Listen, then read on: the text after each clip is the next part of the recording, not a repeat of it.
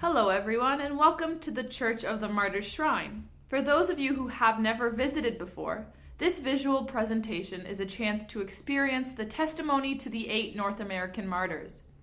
For those that have visited before, this will be an up-close look at the history, construction, and interior of the shrine. We hope you learned something new, and remember during the presentation, if you have any questions, please feel free to let me know, and hopefully we will have a wonderful day. This is the Church of the Martyrs Shrine. The church is located on Highway 12, just outside of Midland. It was specifically built on this site because this is the land where the Jesuits lived and worked with the Wendat, or the Huron natives.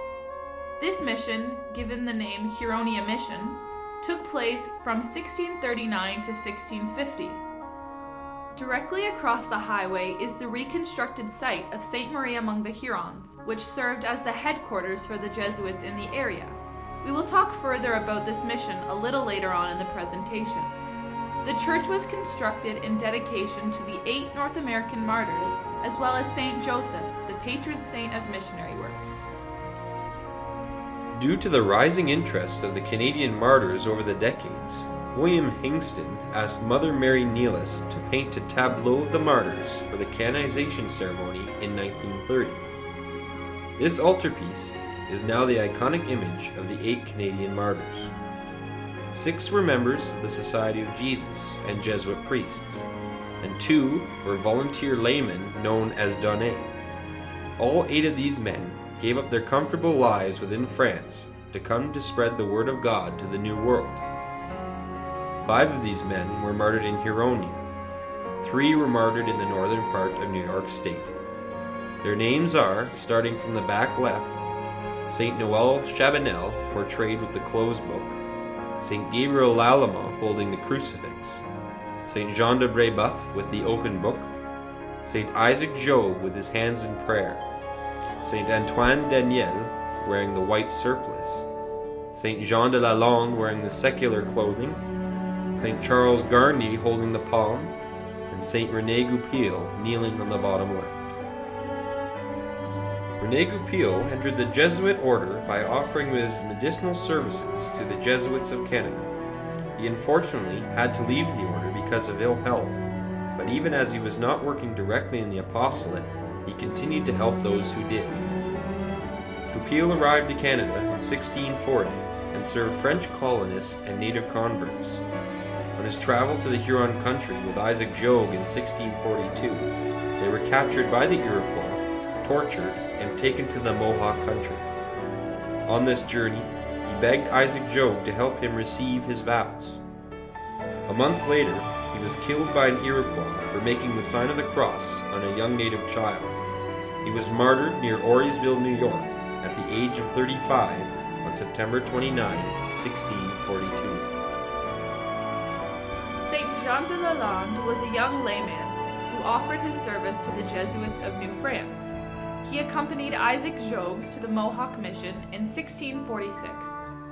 Knowing what he might have to suffer, he still gladly offered himself as a companion to Jogues, and he continued to look to God to protect him and to be his reward if the sacrifice of his life was demanded. With Isaac Jogues, he was tortured and threatened with death. He saw the martyrdom of Jogues on October 18th, and he himself was martyred on the following day in Auriesville, New York in 1646. St. Isaac Jogues came to Huronia in 1636 and had only been a priest for 7 months. He was 29 years old when he came to Huronia, and for 3 years he assisted at the mission and baptized converts to the faith. He helped build the site of Ste. Marie in 1639 and explored as far as Sault Ste. Marie. When the Iroquois blockaded the Ottawa route and the missionaries faced starvation, Jogues volunteered to go to Quebec to pick up the needed supplies. On his return trip in 1642, he was captured by the Iroquois, was brutally tortured, and his fingers were removed so he could not celebrate Mass. He was made into a slave, but eventually escaped back to France. He then returned the same year back to the Huron mission in an attempt to make peace between the Huron and the Iroquois tribes. He was captured for a second time by the Iroquois and was martyred in Auriesville, New York at the age of 39 on October 18, 1646.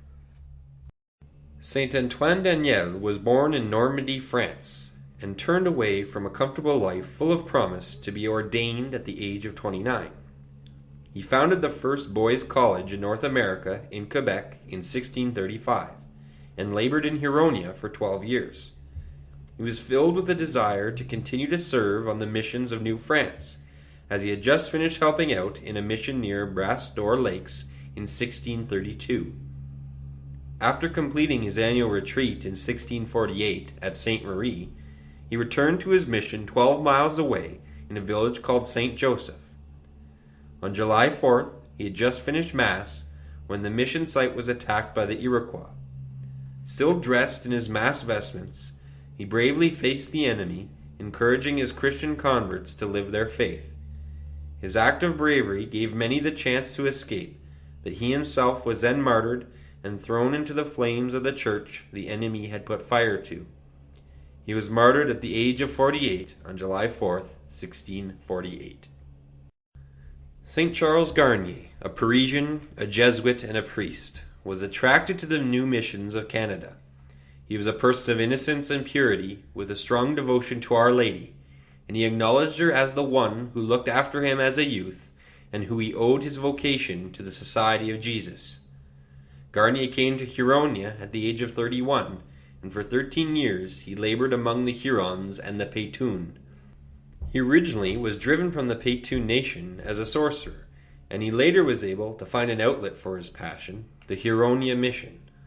On December 7, 1649, he was a victim of the Iroquois massacre of the village Itharita, 30 miles from Ste. Marie.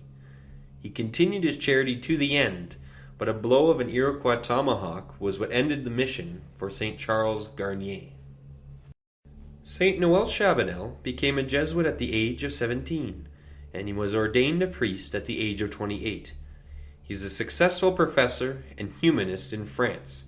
He developed a strong desire to devote himself to the Canadian missions, and arrived in Quebec in 1643 and soon continued to Huronia.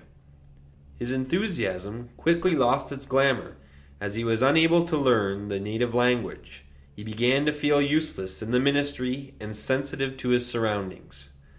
Tempted to return to France, he bound himself by vow to remain in New France until death. After 2 years, he was killed by an apostate Huron on the banks of the Nottawasaga, 25 miles from Ste. Marie, on December 8, 1649. Saint Gabriel Lallemant, a Parisian, became a Jesuit at the age of 19.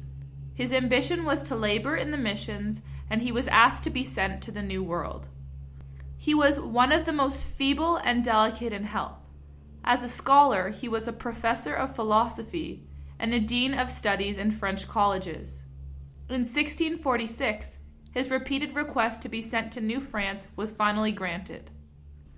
In Canada, he wanted to go at once to Huronia in September in 1648, where in words of scriptures, he was destined to complete a long time in a short space.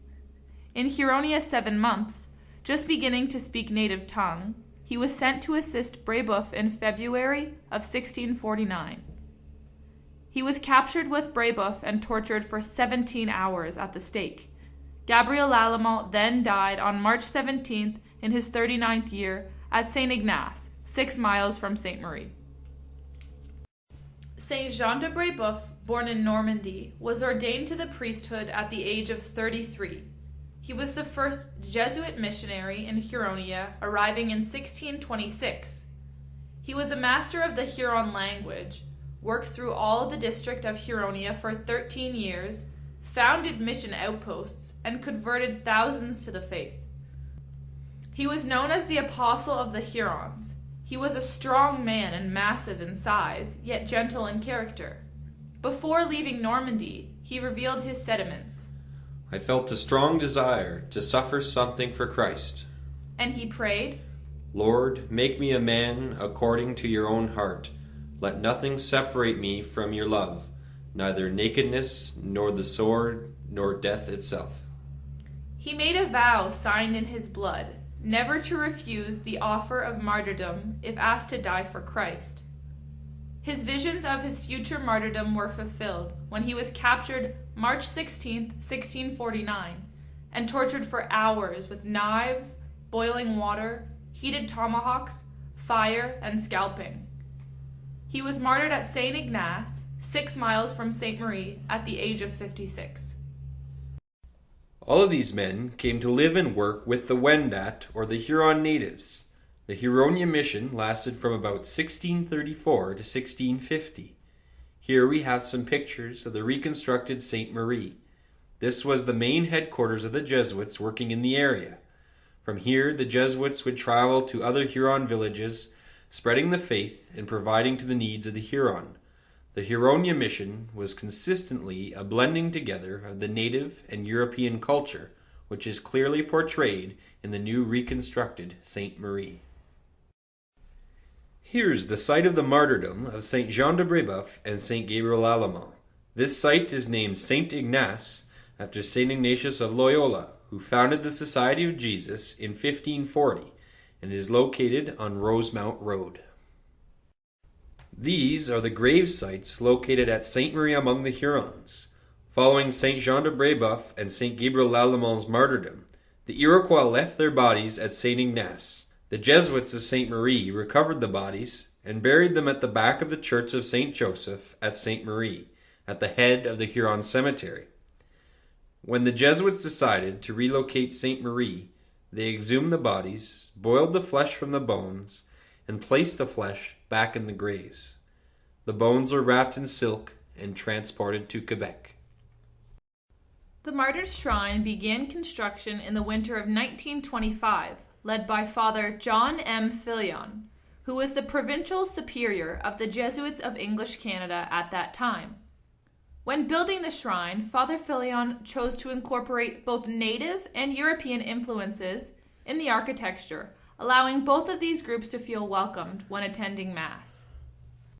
These are more pictures of the construction of the Martyrs Shrine, which was finished and opened in 1926. On the right, we have a photo of the church overlooking the grounds of Ste. Marie among the Hurons. Ste. Marie was the headquarters for the French Jesuit mission to the Huron or Wendat people. In 1639, the Jesuits and French lay workers began the construction of a fenced community that included barracks, a church, workshops, residences, and a sheltered area for the native visitors.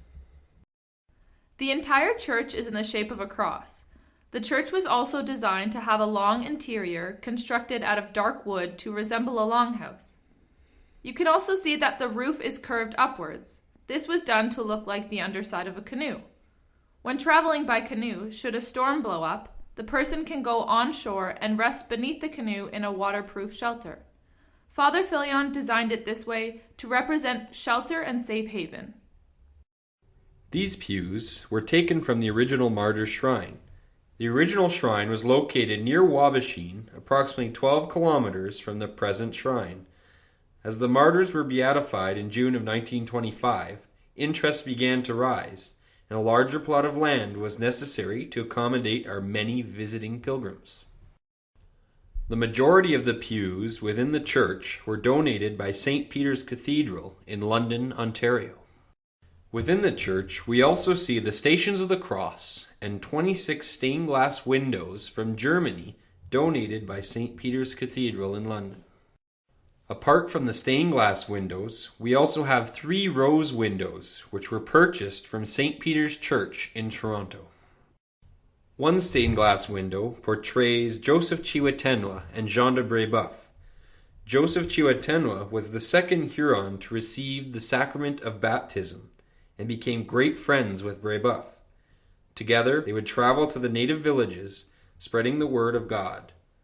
Joseph remarried his wife in a Catholic ceremony and strived to blend the native spirituality with the Catholic faith.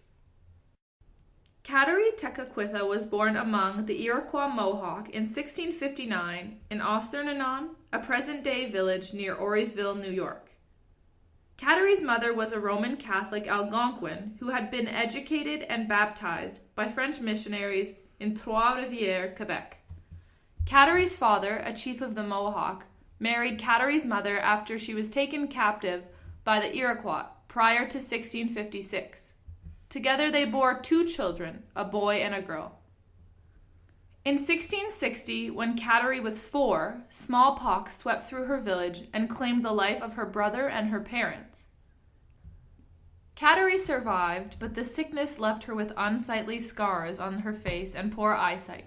She was adopted by her uncle, the chief of the neighboring Turtle clan, and went to live among his people. It was here that Kateri first came to know the Jesuits. These missionaries took special notice of Kateri's devotion to God and helped her to nurture her faith. In 1666, Kateri's clan moved to an area near present-day Fonda, New York. Here, when at the age of 20, Kateri was given the Christian name Catherine and baptized on Easter Sunday, April 18, 1676, by Father Jacques de Lamberville, a Jesuit. Kateri became a strong convert, devoting herself to a life of prayer and celibacy. She refused to marry and practiced physical penance as a means to deepen her devotion. Many of Kateri's fellow clan members were unable to understand her profound devotion to God and the methodologies she chose to enact it. Kateri was ridiculed and threatened for her beliefs. She was constantly chastised for her behavior, her life even threatened by peers who sincerely disliked her choice to take on the faith. However, this servant of God, displaying a strength and piousness that would astound Jesuits, took this treatment as a testament to her faith. In 1677, Kateri made the decision to flee her clan, choosing instead to live in an established community of Native American Christians in Kanawake, Quebec. Described as noble, generous of heart, and quick of spirit, she would spend the remainder of her young life freely enacting her faith and administering to the sick and elderly. On April 17, 1680, Kateri died at the age of 24. According to individuals who witnessed her death, the scars on her face disappeared at the time of her passing. The last words she is said to have spoken to her God on earth, she cried out 3 times, proclaiming, "Jesus, I love you. Jesus, I love you. Jesus, I love you." She was canonized October 21st, 2012, and is the first Native American saint.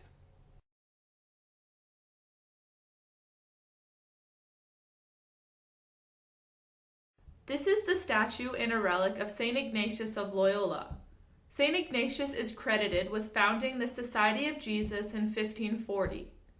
He did this by starting and directing the missionary work done by the Jesuits. These Jesuits traveled all around the world to spread the word of God. Here we have an altar which was donated by Apollos Church, or present-day St. Peter's in Toronto. Also, we have our side altars, displaying statues of St. Joseph and St. Jean de Brebeuf on the left, and Mary with the Children of the World and Gabriel Lallemant on the right. This is half of the skull of St. Jean de Brebeuf. After being tortured and killed by the Iroquois, the body of Brebeuf was brought back to Quebec as a relic that is held in great honor. Part of St. Jean de Brebeuf's skull is located here at the Martyrs Shrine, and the other half remains in Quebec. This reliquary, donated by France in 1932, contains 6 pieces of bone from St. Jean de Brebeuf, St. Gabriel Lallemant, and St. Charles Garnier, and is located in the Shrine Church. Since her canonization in 2012, some of the relics of Kateri Tekakwitha are now present in the Shrine Church among the relics of the martyrs. We also have a collection of canes and crutches that have been left here by pilgrims. By praying through the intercession of the martyrs, one can experience healing powers and sometimes even miracles. You may write any prayers or petitions you may have. These are kept anonymous and are stored at the altar, where they are prayed for at every Mass. Today, we receive over 100,000 pilgrims every season here at the Martyrs Shrine. These groups come from all over the world, from a variety of cultures and nations, and we welcome them here to celebrate their faith in our house of prayer, home of peace. There are many local sites within walking distance of the Martyrs Shrine, for example, Ste. Marie among the Hurons and the Waimarsh. This concludes our virtual tour of the Martyrs Shrine Church. We hope you enjoy the rest of your day.